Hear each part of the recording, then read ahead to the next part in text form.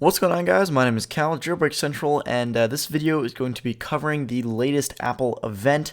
It happened a couple weeks ago, and they announced a bunch of new stuff, some of it cool, some of it not so cool, and this is going to be a recap of the most important things that they talked about at that event.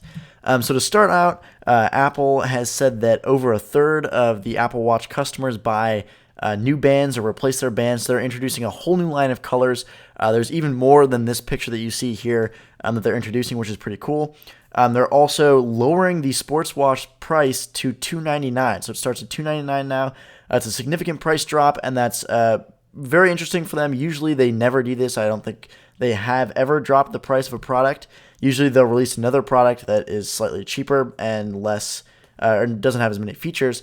So it's definitely a step in a different direction for them, and I think it's really good. A lot of people, it's now more affordable, and people will buy it. Now, again, they released a new phone, the iPhone SE. Also interesting, I talked about it a little bit before. Basically, it's the exact same thing as the iPhone 5 or the iPhone 5S. It's that 4-inch screen that we used to see or used to know so well. It has the same A9 chip as the iPhone 6. Same exact battery life, same camera, 12 megapixels, the same graphics, except for this phone starts at $399 as opposed to $699 that the iPhone 6 costs.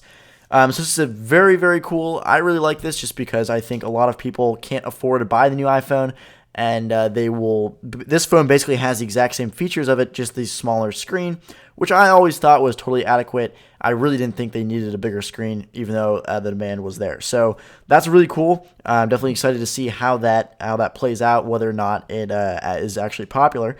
And then the last thing they did is release a new iPad. This is kind of weird. They call it the iPad Pro. And you might be thinking to yourself, there already is an iPad Pro, and you're right. They named it the same thing as the iPad Pro. The iPad Pro, the new one, is 9.7 inches, so it's smaller than the 12.9-inch model. Again, this is going to be confusing. I'm just going to refer to it as the new iPad Pro or the old iPad Pro. So the old iPad Pro is 12.9 inches. The new one is 9.7 inches, which means that the new one weighs about a pound less than the larger models, which is kind of cool. I don't really know a lot about the iPads. I never thought the iPad Pro, the old one, was that heavy. So I'm not really sure if that's going to be a deciding factor for whether or not people buy this. This new one does start at $599. So that's the event, guys. Those are what I thought was the most important things that they talked about. They also released iOS 9.3. Not really that exciting. Didn't really change that much. But anyway, that's it, guys. That is the Apple event loop in, whatever it was. Hope you guys enjoyed that video, and I'll see you guys later.